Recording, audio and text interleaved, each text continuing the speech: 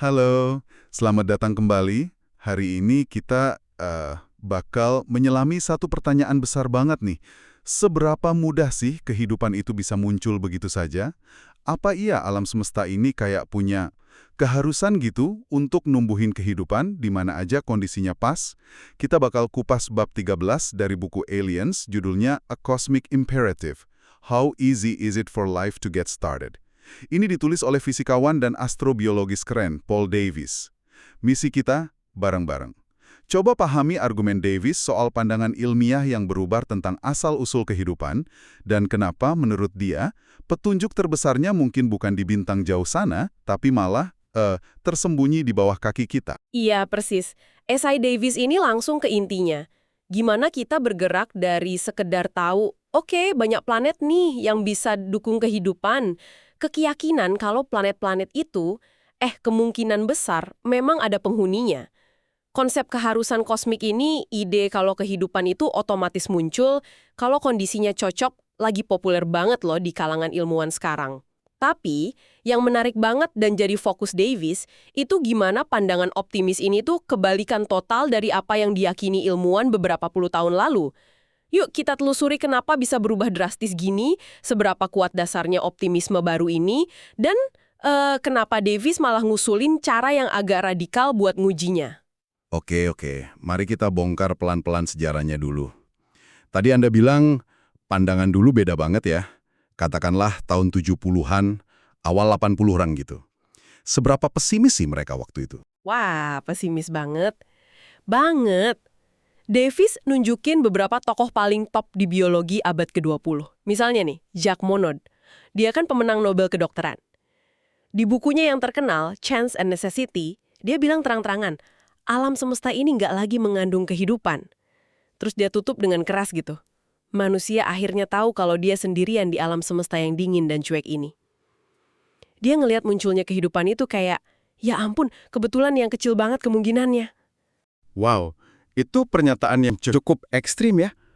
Bikin merinding ya.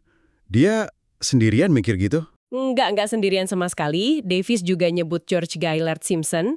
Dia ini tokoh penting dalam evolusi modern. Bisa dibilang neo-Darwinis top lah. Simpson ini saking skeptisnya, dia nolak SETI itu loh, usaha aktif nyari sinyal dari alien. Dia bilang itu pertaruhan dengan peluang terburuk dalam sejarah. Bahkan Francis Crick, yang kita kenal nemuin struktur DNA, itu di bukunya Life Itself tahun 81, dia gambarin asal-usul kehidupan itu hampir kayak mujizat. Artinya, susah banget gitu prosesnya. Kenapa ya mereka bisa seyakin itu kalau kehidupan itu langka banget? Kok bisa sampai dibilang mujizat? Intinya sih karena mereka lihat betapa rumitnya mesin molekular kehidupan.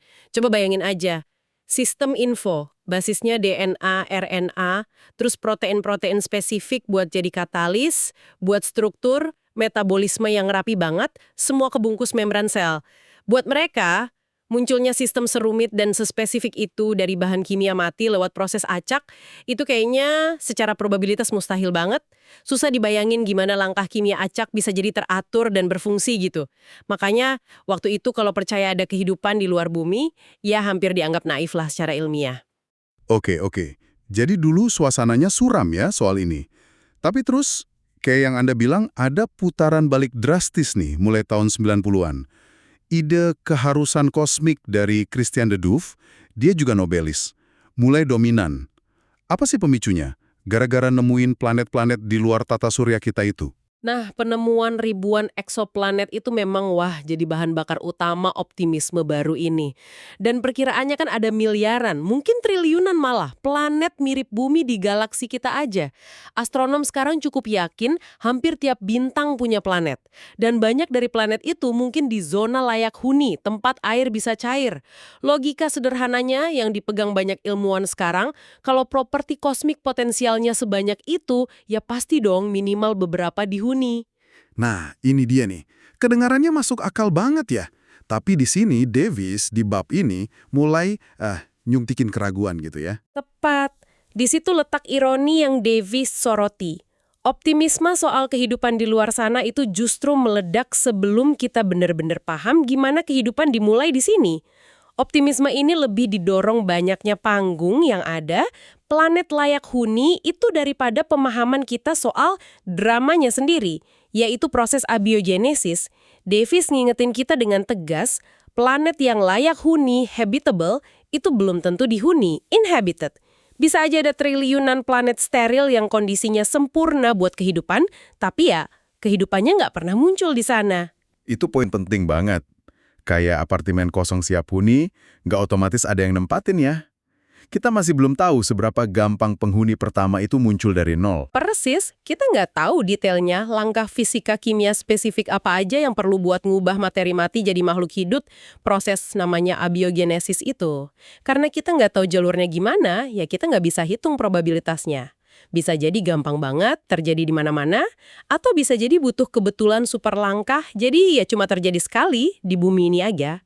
Optimisme sekarang ini, kata Davis, lebih banyak nyender ke jumlah planet daripada pemahaman dasar soal mekanisme asal-usul kehidupan itu sendiri. Terus, apa ada semacam prinsip kehidupan gitu? Yang tersembunyi di hukum fisika? Yang mungkin dorong materi mati jadi hidup? Davis bahas ini nggak? Davis nyinggung sih kemungkinan ini, tapi secara fundamental, sekarang ini belum ada hukum fisika atau prinsip kimia yang secara jelas maksa materi jadi hidup. Hukum fisika yang kita tahu kan, gravitasi, elektromagnetik, dan lain-lain itu universal. Sama aja buat batu, air, atau sel hidup. Nggak ada hukum yang bilang kalau kondisi X, Y, Z terpenuhi, maka kehidupan harus muncul. Davis bilang mungkin ada prinsip lebih dalam soal teori kompleksitas, teori informasi, atau sistem yang ngatur diri sendiri, self-organizing systems yang relevan. Tapi ya, sejauh ini belum ada bukti kuat buat hukum kehidupan kayak gitu. Ini yang bikin Davis jadi bertanya-tanya, kok bisa optimisme keharusan kosmik ini kuat banget kalau mekanisme pendorongnya aja masih misterius? Nah, ini bawa kita ke pertanyaan kunci nih. Kalau kita nggak tahu cara hitung peluangnya, nggak punya hukum fisika spesifik, gimana dong cara kita nguji ide keharusan kosmik ini secara ilmiah? Apa satu-satunya cara ya harus nemuin kehidupan di planet lain, kayak di Mars gitu misalnya? Nemuin kehidupan di tempat lain, apalagi kalau kita yakin itu asal-usulnya beda, wah itu bakal jadi bukti kuat banget. Tapi, seperti yang Davis jelasin, ada ribetnya juga bahkan sama kandidat terdekat kita, Mars. Selama miliaran tahun kan, Bumi sama Mars itu saling tukar material batuan gara-gara tabrakan asteroid, komet. Ada bukti kuat batuan Mars nyampe Bumi, meteorit Mars, dan mungkin sebaliknya juga. Nah, mikroorganisme yang kuat itu secara teori bisa aja numpang di batuan itu dan nyemarin planet tetangga. Jadi kayak kontaminasi antar planet alami gitu ya? Artinya, kalau kita nemu mikroba di Mars, kita nggak bisa langsung yakin itu kehidupan asli Mars dong. Itu yang disebut hipotesis panspermia terbatas, litopanspermia. Kalau kita nemu kehidupan di Mars, kita harus analisis genetik sama biokimianya dalam banget buat nentuin ini beneran dari jalur evolusi beda atau cuma sepupu jauh kehidupan bumi yang kebawa ke sana miliaran tahun lalu. Atau sebaliknya malah. Ini bikin interpretasi temuan di Mars jadi lebih rumit. Ditambah lagi, misi buat bawa sampel Mars balik ke bumi, Mars Sample Return itu, wah, mahal banget, teknisnya rumit dan masih butuh waktu lama, mungkin puluhan tahun lagi. Mengingat rumitnya dan nggak pastinya nyari di Mars tadi, Davis nawarin pendekatan lain nggak? Mungkin yang lebih dekat rumah gitu, buat nguji hipotesis keharusan kosmik ini. Ya, dan ini dia inti proposal Davis yang paling menarik, mungkin paling radikal di bab ini. Dia bilang, cara terbaik, tercepat, dan mungkin termurah buat nguji apakah kehidupan itu gampang muncul adalah dengan nyarinya di sini, di bumi. Davis nyaranin kita harus aktif nyari asal-usul kedua kehidupan, atau kadang disebut Life 2.0 atau biosfer bayangan, shadow biosphere.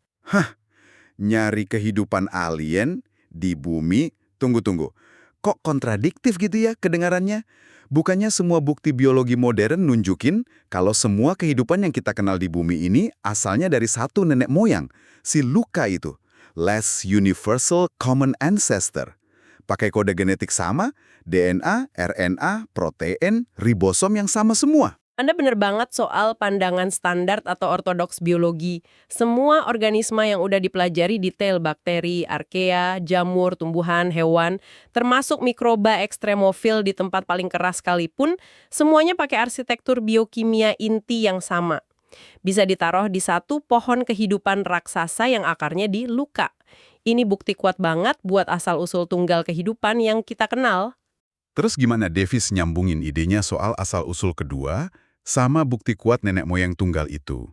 Di mana celahnya? Celahnya, menurut Davis, ada di fakta kalau pengetahuan kita soal keanekaragaman hayati bumi ini masih terbatas banget. Apalagi di dunia mikroba. Mayoritas kehidupan di planet kita kan mikroorganisme ya. Bakteri, archaea, protista kecil, jamur. Dan mayoritas besar dari mereka diperkirain lebih dari 99% itu belum pernah bisa dikultur di lab. Belum diidentifikasi, belum tahu metabolismenya gimana, apalagi diurutin genomnya. Kita baru nyolek permukaannya aja nih, biosfer gelap ini. Davis nanya, gimana kita bisa seyakin itu kalau di antara triliunan mikroba yang belum kita kenal di segenggam tanah, atau setetes air laut, atau di dasar laut itu nggak ada satupun wakil dari bentuk kehidupan yang beda sama sekali. Kehidupan yang asalnya dari kejadian abiogenesis terpisah, dengan biokimia internal yang beda jauh dari Life 1.0 yang kita kenal. Wow, jadi alien yang kita cari-cari selama ini bisa jadi sebenarnya ada di sampel tanah kebun belakang rumah atau di dasar laut, tapi kita kelewatan karena cara kita nyarinya cuma buat kehidupan kayak kita. Gila juga ya pemikirannya. Tepat, itu kemungkinan provokatif yang diajuin Davis. Kehidupan aneh atau Life 2.0 ini bisa jadi hidup bareng kita, tapi nggak kedeteksi karena teknik standar kita, kayak urutan DNA pakai PCR atau kultur biasa, itu emang dirancang buat deteksi atau numbuhin Life 1.0. Life 2.0 mungkin nggak punya DNA, atau pakai molekul info beda, atau metabolismenya aneh buat kita. Jadi ya lolos aja dari jaring deteksi kita. Ini benar-benar ngubah cara pandang sih. Tapi tantangannya gede banget dong. Gimana cara nemuin sesuatu yang kita aja nggak tahu persis bentuknya kayak apa? Apalagi kalau kecampur sama Life 1.0 yang banyak banget jumlahnya. Davis ngasih strategi konkret nggak? Iya, dia jelasin beberapa pendekatan strategis, meskipun dia ngaku ini tantangan besar. Pertama, pemisahan ekologis. Idenya, cari di lingkungan yang ekstrim banget, yang mungkin di luar batas toleransi semua bentuk Life 1.0 yang kita tahu. Kalau kita nemu kehidupan aktif di sana, ada kemungkinan itu Life 2.0. Contohnya, ventilasi hidrotermal laut dalam yang suhunya jauh di atas rekor sekarang, sekitar 122 derajat Celcius, mungkin 160-180 derajat Celcius. Atau tempat dengan radiasi UV tinggi banget, kayak di dataran tinggi Andes. Atau daerah super dingin dan kering permanen, kayak lembah kering di Antartika. Danau atau mata air yang asin banget, lingkungan pH super asam atau super basa, atau lokasi yang tercemar berat logam berat atau polutan organik yang racun buat Life 1.0. Logikanya, kalau Life 1.0 nggak bisa hidup di sana, tapi ada kehidupan, nah itu kandidat kuat Life 2.0. Nyari di tempat-tempat mustahil buat kehidupan normal ya. Itu masuk akal sih sebagai langkah awal. Terus gimana kalau Life 2.0 ini ternyata nggak terisolasi, tapi hidup campur aduk sama kita? Nah, ini skenario yang lebih susah. Tapi Davis nyaranin dua pendekatan konseptual. Satu, filter kasar. Ini maksudnya bikin metode buat secara selektif, ancirin atau hambat metabolisme Life 1.0 di sampel campuran. Harapannya, sel Life 2.0 yang mungkin kebal bakal tahan dan jadi lebih gampang dideteksi. Davis kasih contoh hipotesis nih, mungkin bisa bikin polimer atau molekul lain yang nempel spesifik ke fitur universal Life 1.0, kayak ribosom atau dinding sel bakteri. Kalau molekul pengikat ini ditempeli partikel logam, kita bisa pakai laser atau microwave buat manasin dan ancurin sel Life 1.0 yang nempel. Sementara sel aneh, Life 2.0 yang nggak nempel, mungkin tetap utuh buat dianalisis. Strategi filter kasar itu kedengerannya pinter, tapi agak kayak fiksi ilmiah juga ya. Davis ngasih petunjuk nggak sih? Seberapa praktis atau susahnya bikin filter kayak gitu? Dia nyajiinnya lebih ke arah riset konseptual sih, bukan teknologi siap pakai. Ya tentu pengembangannya bakal susah banget secara teknis. Perlu paham banget biokimia Universal Life 1.0 dan cara ganggunya secara selektif. Tapi idenya itu buat mancing pemikiran, cara baru misahin jerami Life 1.0 dari jarum potensi Life 2.0 di tumpukan jerami biologis ini. Oke, itu filter fisik ya. Pendekatan kedua buat nyari di antara kehidupan standar apa? Kedua, tebakan terpelajar berdasarkan biokimia alternatif. Pendekatan ini coba manfaatin perbedaan biokimia dasar yang mungkin dipunya Life 2.0. Contoh paling jelas dan sering dibahas yang juga diangkat Davis itu kiralitas molekul atau keberpihakan tangan. Tahu kan, kayak tangan kiri dan kanan kita itu bayangan cermin tapi nggak sama? Banyak molekul organik penting juga gitu. Nah, Life 1.0 itu secara universal pakai asam amino bentuk kiri, L-amino acids, buat proteinnya, dan gula bentuk kanan, D-sugars di DNA dan metabolisme. Nggak ada hukum fisika yang larang bentuk cerminnya, jadi mungkin aja ada Life 2.0 yang pakai asam amino kanan dan gula kiri semacam kehidupan cermin. Wah, kayak dunia di balik cermin. Gimana cara nyarinya itu? Tapi kalau ada mikroba cermin Life 2.0 di sampel, mereka mungkin bisa tumbuh subur di media ini, sementara semua Life 1.0 bakal mati atau diem aja. Ini cara pinter buat secara selektif ngasih makan kehidupan cermin kalau emang ada. Nyari kehidupan yang makan makanan cermin. Itu ide yang elegan banget. Kalau gitu, apa artinya semua ini buat pertanyaan awal kita tadi? Apa implikasi gedenya kalau kita berhasil atau gagal nemuin Life 2.0 beneran di bumi? Implikasinya fundamental banget, kayak yang Davis tekanin di akhir esainya. Kalau kita bisa buktiin secara meyakinkan kalau kehidupan di bumi ini muncul lebih dari sekali secara independen, artinya kita nemu organisme Life 2.0 yang jelas bukan dari LUCA dan pohon kehidupan kita, itu bakal jadi bukti empiris terkuat kalau abiogenesis itu bukan kejadian super langka. Malah, itu proses yang relatif gampang terjadi dalam kondisi mirip bumi. Ini bakal naikin drastis kemungkinan kalau kehidupan di luar bumi itu nyebar luas di alam semesta. Ide keharusan kosmik itu bakal geser dari sekedar hipotesis atau optimisme statistik jadi kesimpulan yang didukung data eksperimen dari planet kita sendiri. Itu bakal jadi penemuan yang ngubah segalanya ya. Tapi gimana kalau sebaliknya? Kalau setelah nyari kemana-mana di lingkungan ekstrim, pakai metode baru, kita nggak nemu bukti biosfer bayangan ini. Nah, kalau pencarian yang teliti dan luas gagal nemuin Life 2.0, atau kalau semua bentuk aneh yang mungkin kita temuin ternyata setelah dianalisis lebih jauh, cuma cabang jauh dari pohon Life 1.0 yang sama, ya pertanyaan soal seberapa gampang kehidupan dimulai bakal tetap terbuka lebar. Kita nggak bisa nyimpulin kehidupan itu langka cuma karena nggak nemu di sini, mungkin cara nyarinya salah atau tempatnya salah. Tapi kita juga nggak dapat dukungan kuat buat ide keharusan kosmik. Hipotesis itu bakal tetap menarik, didorong jumlah planet yang makin banyak, tapi ya secara dasar belum terbukti. Kita bakal balik lagi ke posisi di mana kita ngakuin kalau kita nggak tahu probabilitas abiogenesis itu berapa. Jadi, kita benar-benar ada di persimpangan yang menarik ya. Satu sisi, potensi properti buat kehidupan di alam semesta kelihatannya gede banget gara-gara eksoplanet. Sisi lain, kita masih pusing sama pertanyaan dasar soal seberapa gampang sih percikan kehidupan pertama itu muncul dari benda mati. Dan pencarian asal-usul kedua di bumi, kayak yang dijelasin Paul Davis, bisa jadi kunci eksperimen paling langsung buat jawab itu.